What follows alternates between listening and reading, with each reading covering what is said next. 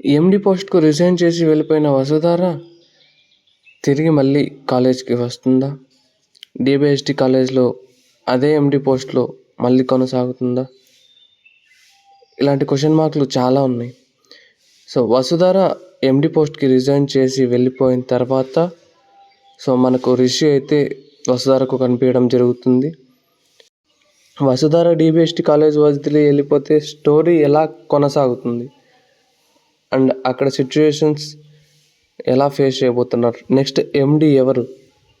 మనం అనుకున్నట్టు మనునే ఎండి అవుతారా, లేదంటే వసుధార తిరిగి వస్తారు? గతం మర్చిపోయిన రిషి ఇలానే ఆటో డ్రైవర్గానే ఉండిపోతాడా, లేదంటే గతం గుర్తు తెచ్చుకొని రంగాలా కాకుండా తర్వాత రిషిలా వస్తారా?